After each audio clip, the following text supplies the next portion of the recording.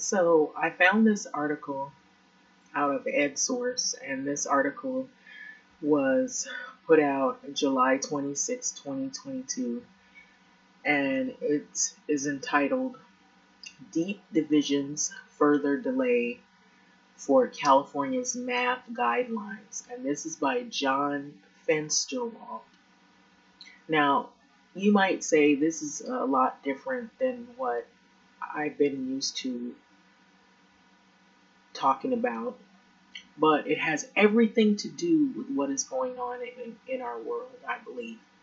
And I feel very passionate about this subject because education is really essential in a person's life, and it can help you in a lot of ways in terms of what kind of career you get involved in and how your life will shape itself in terms of the career that you secure, what occupation that you are hired into, and success in your life. And here in California, there are deep divisions. And I was made aware of this more recently this summer by a professor at a community college in West LA. And I didn't realize that teachers are now really focusing on how lessons are taught in terms of race and how it is delivered in classrooms. And believe it or not, this involves race, math, and how you teach it to the groups of kids that you're teaching. And it made me think about when I was going to school and how they taught us when we were in schools here in California. And I will say this, and I don't want to be shy about saying how I feel. I feel like a lot of the education that we had wasn't really up to par. And it was only enough to get us by in the world, and not enough, I might add. Some people were lucky if they got involved in sports and if they went to higher education, if they got involved in the entertainment world, or if they later in life decided to go further their education. It was not really expected for, and I will be honest, black kids to succeed because the neighborhood that I recall living in had a lot of problems with substance abuse, and crack was the big thing, and a lot of gangs. And there weren't that many options. And you had some teachers who would come to the neighborhoods and they would really teach passionately, and they want to see or foresee a promising future for those who were willing to go that extra mile. And then you had some teachers that looked at it as this is just making a paycheck, and they didn't really expect very many to succeed. And then those that did do anything, if they didn't become famous and involved in sports or entertainment world, it was jail, death, substance abuse, public assistance, a life of despair. And that's the honest truth. And I feel like race has a lot. It does have a lot to do or play with um, in terms of how your future is shaped and who is teaching you. Who are those teachers? Are they teaching you passionately because they expect you to have a better future, a better tomorrow, or are they just teaching, but they're not really teaching to you, they're teaching at you? And I believe a lot of our education could have been a lot better had we had a lot of more opportunities and we had a lot of more exposure in the subject of math. And I feel like girls weren't really always expected to learn math as they were expected to learn homemaking, and things that were female centered. Um, and boys were expected to be more able to excel at math. And those were the select few. And there were some classes that were accelerated classes, or they were the classes for the gifted. Those were the exceptional kids. And there might have been a few girls that were the exception of many. But you didn't have very many that had that opportunity to go further as they could have. Um, Unless later in life you decided to further your education to a community college, or you decided to be a late bloomer and that you would, try to self study, and which is what I did. And some people and many people might have gone that route. However, those that didn't go those routes, you were in a service job or worked with the city. Those were the highest expectations if you weren't an entertainer or performer or someone in sports. And if you didn't get a scholarship for your talent abilities of some sort. And so, looking at this article, it focuses on math, and the focus right now is on the abbreviated words STEM, which is science, technology, engineering, and mathematics. And so John FENSTERWALD is I believe, the writer of this article. And so I find that EdSource will have a lot of articles dealing with academia and the education world. And I feel like if we had have had a better opportunity and a grasp on math, you can secure the higher paying jobs. I mean, look at what's happening today. The tech world is all around us. It's taking over. I remember when we were in school, that was the big talk. One day there's going to be computers taking over. And lo and behold, here we are. And so, without further going on,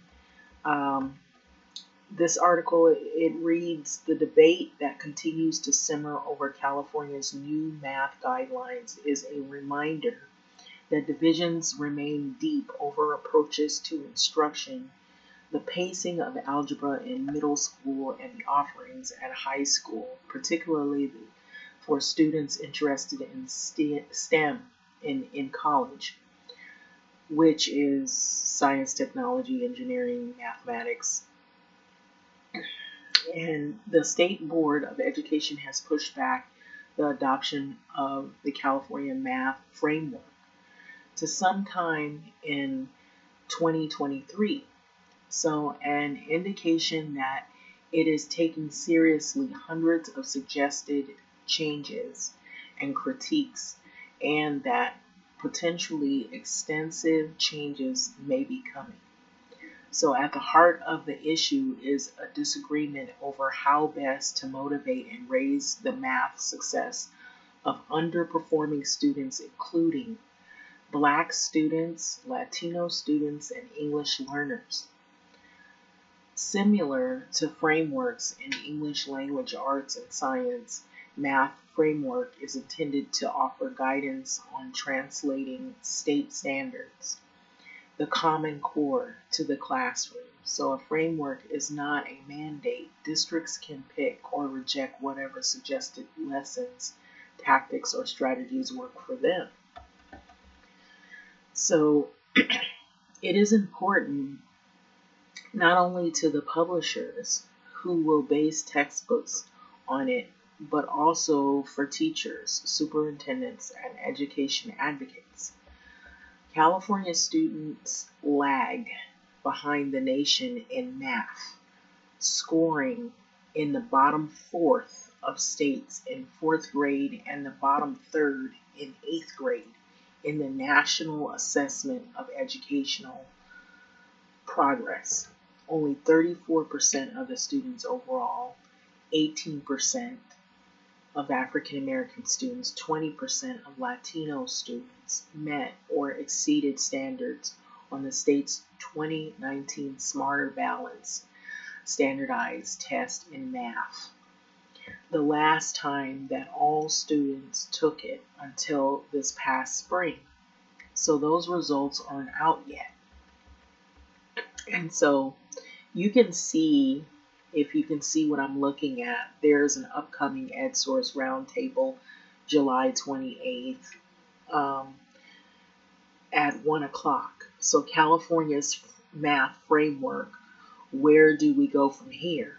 And so there's several names here, and you can actually chime in. I guess you can listen to what they're going to do regarding K through 12 math instruction. So I feel really like this has a lot to do with the success of the future. And that would have been us, like right now. And so what are we hearing about right now? We're hearing about homelessness. We're hearing about racism. We're hearing about people fighting to have votes. We're hearing about a lot of things that are going on: inflation, war. And I feel like if you have a better future, it starts with the classroom and teaching people that are in neighborhoods that you would say that were performing at the low level, to give them a chance at life and give them a chance to be able to work those tech jobs, to be able to secure a future at a successful career, rather than only focusing on the lower income or low wage paying jobs. It used to be we would take the lower paid jobs working at fast food as teenagers so that we would have the skills of what it's like to get up and to go to work and to, have some kind of structure. But it wasn't a job that you would expect to do in the long run as a long-term goal. However, you have a lot of people doing those jobs, maybe longer shifts, and they're doing two different low-income jobs just to make ends meet so they can live in an apartment and pay their bills. And so you have an extreme amount of poverty and homelessness. So I feel like education that we could have had, a lot of us, wasn't given to us, or enough of us, and we didn't have enough exposure, because some of the things that my kids say that they're getting, we should have had and we didn't get. And I feel like our education was somewhat robbed.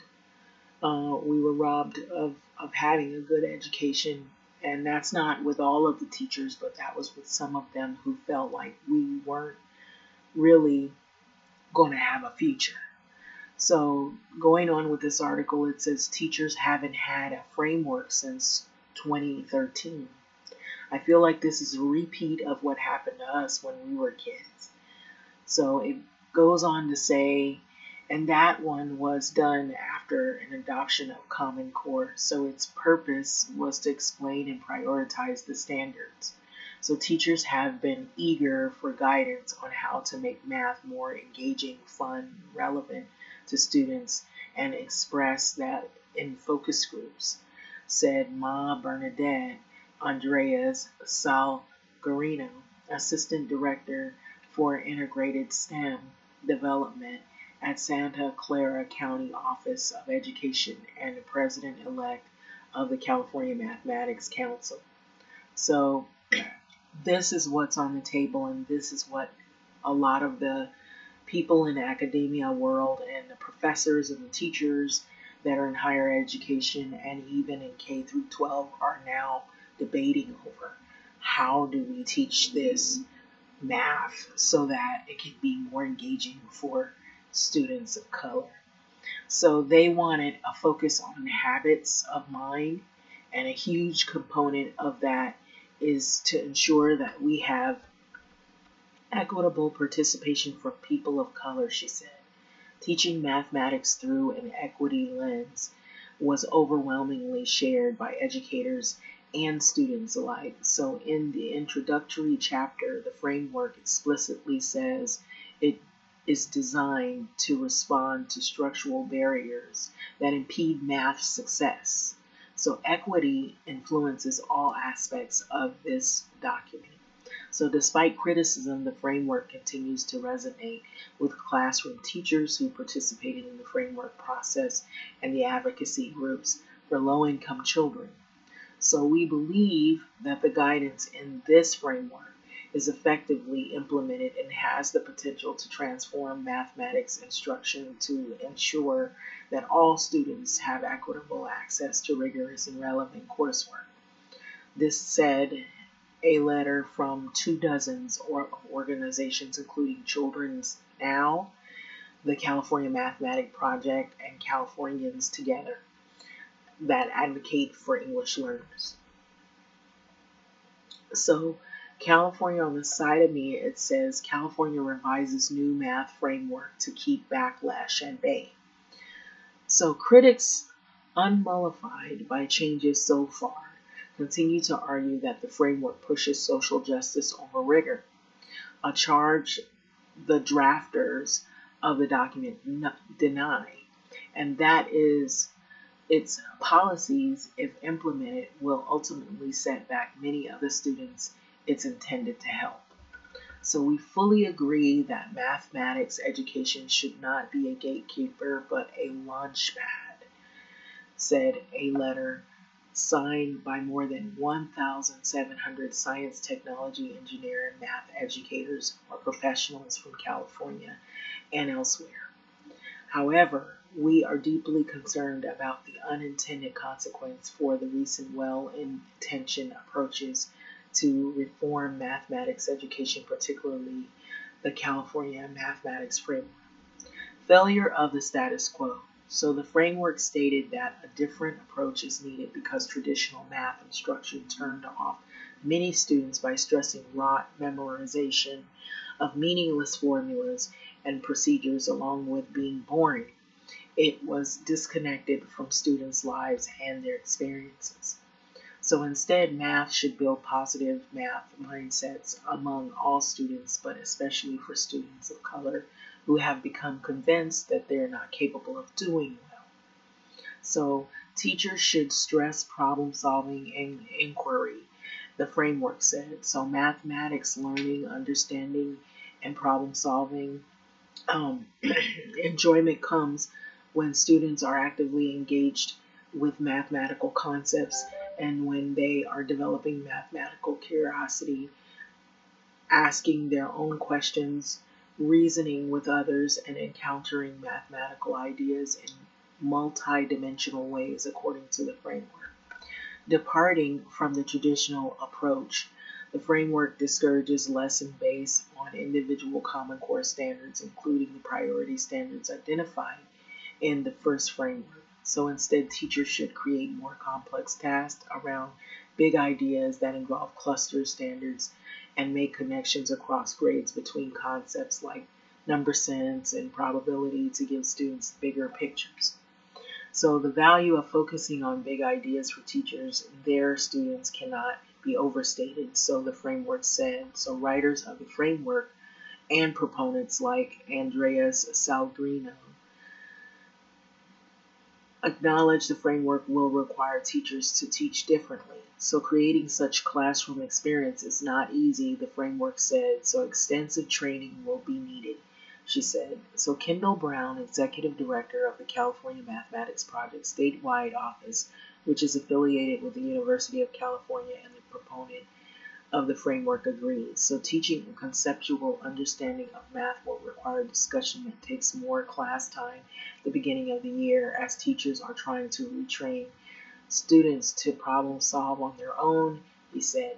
But once they get used to the way of thinking, then you actually get through more of the curriculum. It's like going slow to go fast. So, Catherine Stevenson, a math professor at California State University Northridge, who has worked with teachers in LA Unified, said it's very hard for teachers to not get lost in skill and drill and the practices that are very concrete. So I applaud the big ideas, but she said preparing lesson plans and classroom tasks will require an intense amount of preparation and continuous training. So if you look at the framework as an aspirational document, I am okay with it, but I have real concerns as an actionable document. So misstated and misunderstood research. So Brian Lindemann, faculty and co-director of the Center for Science and Mathematic Instruction at California State University, Chico, chaired the five-person committee and drafted the framework, but the writer most identified with the framework and whose prolific writing is most often referenced is Joe Bollier. Bollier is the professor of mathematics education at the Stanford Graduate School of Education. So the most prolific and one of the strongest critics of the framework is the colleague at Stanford, Brian Conrad, a professor at the mathematics and director of the undergraduate studies in math. So Conrad said that he agrees that math is poorly taught and needs to be improved, but he faults the framework solution as simplistic, oversold, and not grounded in research. Conrad said that he spent spring break reading not only the framework but also many of the sources and footnotes on which the authors justified their recommendations. So, to my astonishment, in essentially all cases, the papers were seriously misrepresented, and in some cases, even had conclusions opposite to what was said in the framework. So, the misrepresentations of the neuroscience of math comprehension detracking in favor of heterogeneous students grouping, the use of assessments and acceleration call into question the recommendations. So writers, he said, should not be citing papers they do not understand to justify their public policy recommendations fitting their perspectives. So the first version had called for the districts to discourage students from accelerating to take Algebra 1 in middle school. A more equitable approach, and it indicated, would be to require students to take the course in ninth grade, and that, however, would force students to take extra courses in summer school and compress courses to get to calculus by senior year. So after a big pushback from the STEM community, the parents and high achiever students, Conrad said that the writers had left it to others to recommend how courses could be consolidated to accommodate students forced to squeeze in extra math. Alternative high school pathways. So the chapters on high school math provoked the most comments, anger, and division. It is also an area with potential and with more work and needed to clarify for the resolution, said Stevenson. So a high school diploma in California requires 2 years of math. Admissions to California State University and University of California requires 3, usually Algebra 1, Geometry, and Algebra 2, either in a traditional sequence or an integrated sequence that blends content from the 3. And the students interested in science and math majors, UC and CSU, recommend at least pre-calculus, if not calculus. For too long, the pathway to calculus for a competitive college has been the only option, proponent argued.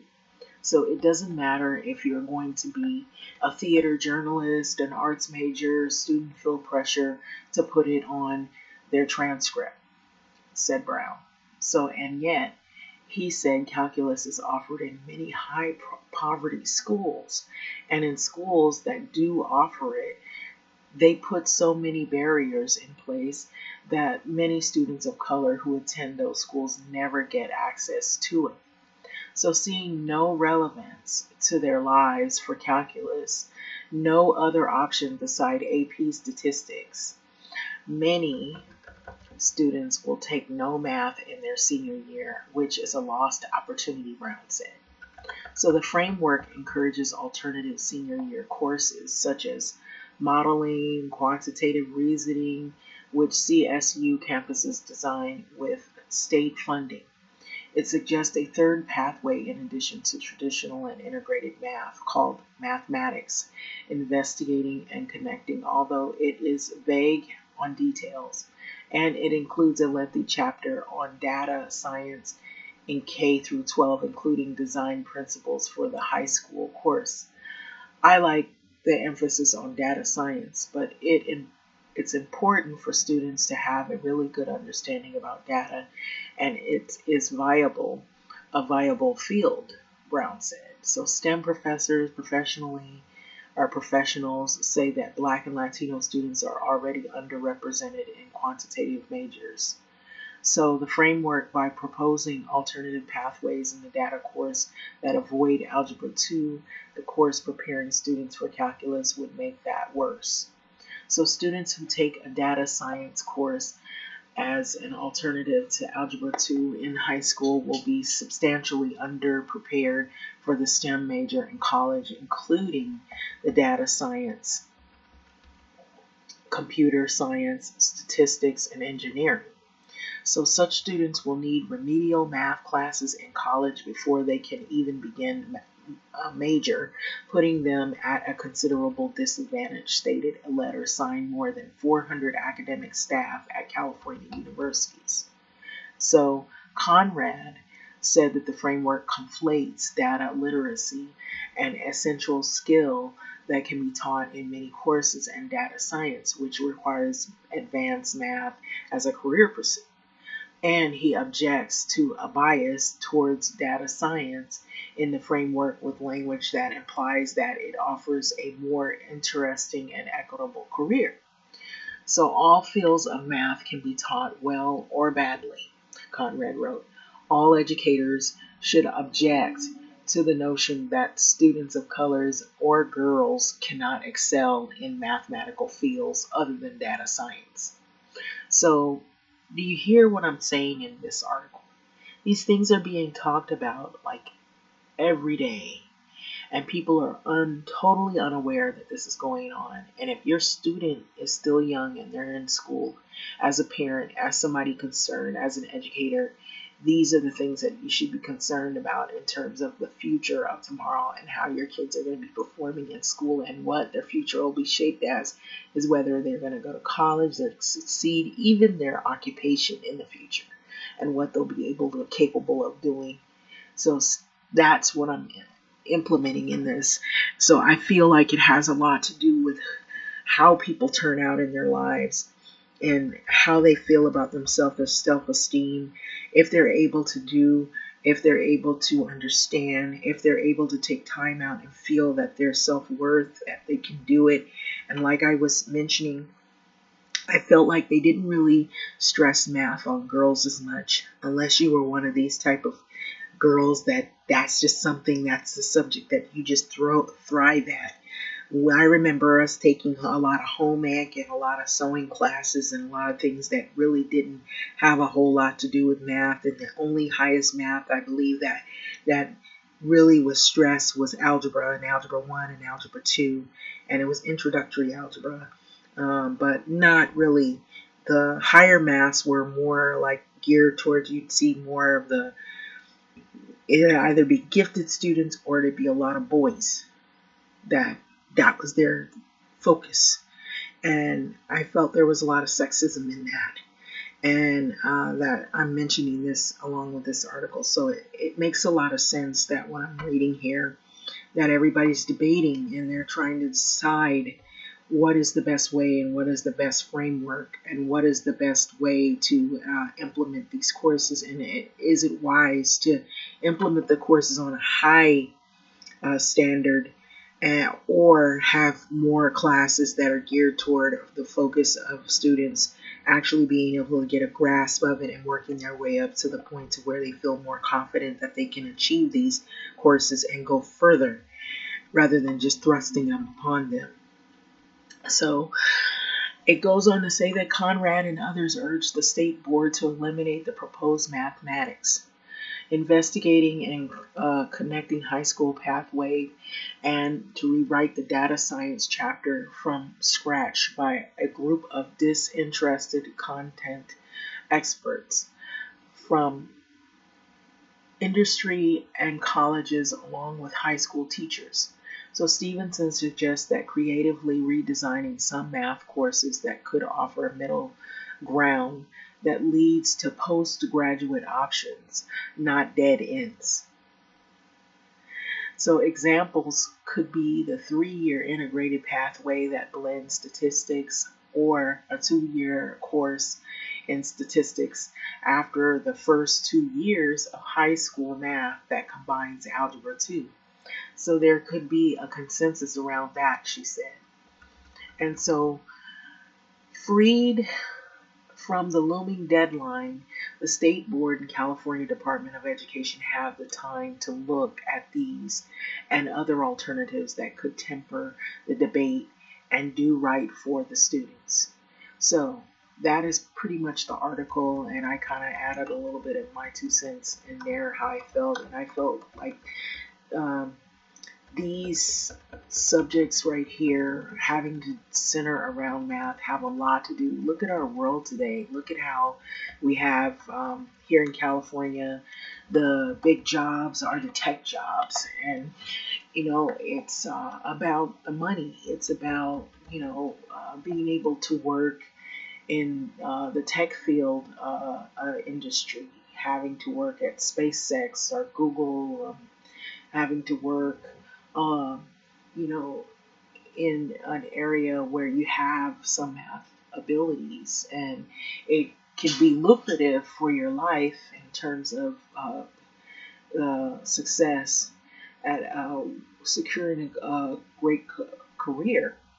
And so these opportunities could have been exposed to many of us, and some people had to probably work their way to those opportunities, or maybe never were able to.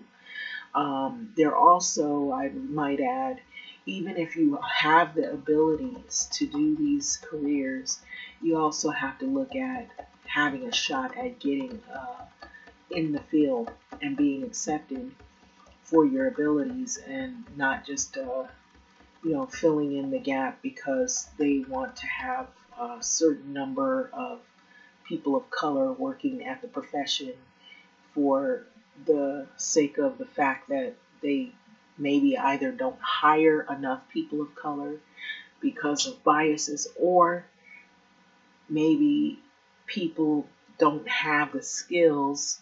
There's not enough people that have the skills to get in those fields because of stuff like this that we're looking at, where the kids weren't exposed to these opportunities early on. So later in life, those are not the jobs they feel that would have benefited them. Now, when you look at it, it would have, because all around us is nothing but, like, the tech industry seems to be one of the, it's not the only way, but I understand that, but it is one of the ways to have a great career and be a little more financially sound.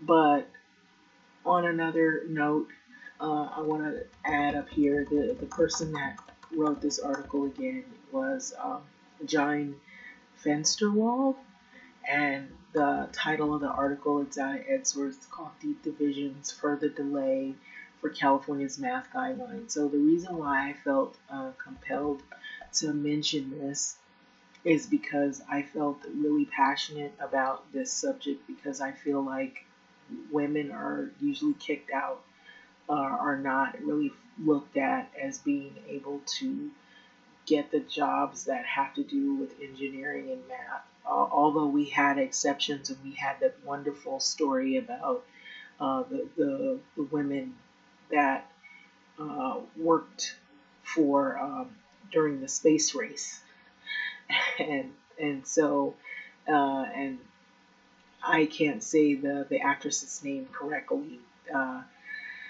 but those women, they were hidden. Uh, one, they were they were female, and then they were black, and they were able to have the ability. They had not only the ability, but they were exceptional, and they were able to perform mathematics duties and in their occupations, and but they were hidden, and so that says a lot.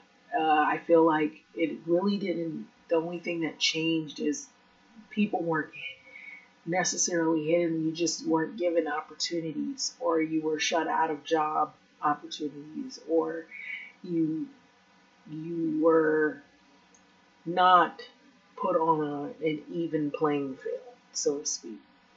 And so you had some teachers who were passionate about teaching. I remember there were teachers that really wanted to see people succeed, and then there were others who they just showed up and they left when it was time to clock out. And that's the way they taught. And I think this was important because you are going to have the same thing that happened with us happen again with other groups of kids. And so that is why you're wondering, well, why do you see all these kids are not interested in math? Um, well, some of the clues are in this article and many other articles that are similar to this one.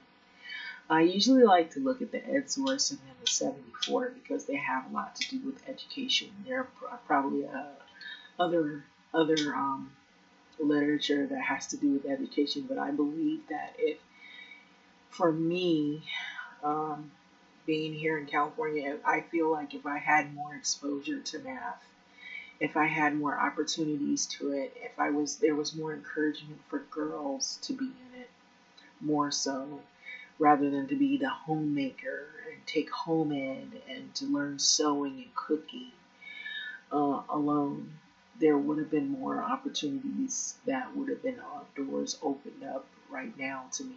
I even felt like even when I was able to go to a university and finally make my foot in the door and actually graduate and get a degree, that I really just really was so happy to actually make it there, because so many people that I know are either there, if they're not dead, they're incarcerated, or they're in a situation where they don't want to be. They might be homeless right now, living in a homeless encampment, um, or they had fame, they had fortune, and they lost all of it. And that was what was sold to them: is if you just be famous, or if you just use your sports ability. And not everybody can get their foot in the door, and then those that do, it's not guaranteed that everything is always going to be what you thought it would. Times change, and I feel like this right here it would have had a lot of longevity, because look at the world that we live in. We have cell phones, that has to do with tech. We have technology. We have a lot of things that are computerized. People are using a lot of things that are digital. Um, they have laptops, and most of the things that we do everyday world has to do with the tech world emerging in our world, and it is a part of our world, so much so that if many of us back then had more of the skills that are fundamental to get us through, maybe it would have been a greater difference in the lives of so many. And so, having said that, I'm going to let this go, but I really feel like that a lot was taken from us, or not given to us, because you didn't have people who were invested in our future. Not enough. And a lot of it has to do with racism. So it is deep divisions. There's divisions in the world right now, in America, having to do with this, centered around racial debates. And this would be definitely one of them. And it affects people early on. It affects kids. It affects how they learn in school and who's teaching. What are they looking as their future as being? Are you just going to be a low skilled worker and you're going to work as the worker? Or are you going to one day be that person that's going to have the skills to open up your own business or company in the tech world industry? But no, those things weren't taught to many of us. It was taught to us to just be happy with what you don't have, and if you do achieve something, that maybe the highest level you would go is maybe to get a city job. And I'm not to say anything bad about working for the city, but it wasn't a lot of encouragement to go even further. I would say that. Not from very many. Not if you live in a neighborhood that had a lot of backs turned and a lot of substance abuse, and drugs were flooded in our neighborhoods because of corruption that went on. This was during the Ronald Reagan years. There was had a lot to do with the drugs that had flooded the the uh, the Inglewood and South LA area due to the corruption having to do with Contras and a lot of the things that happened from the past that's probably still go on to this day, and people turn a blind eye. And you have people that are in politics and in government and politicians that have a hand in it. And so these things do create deep divisions. And so whenever it infiltrates the schools and learning of the kids, it robs a lot of kids from success.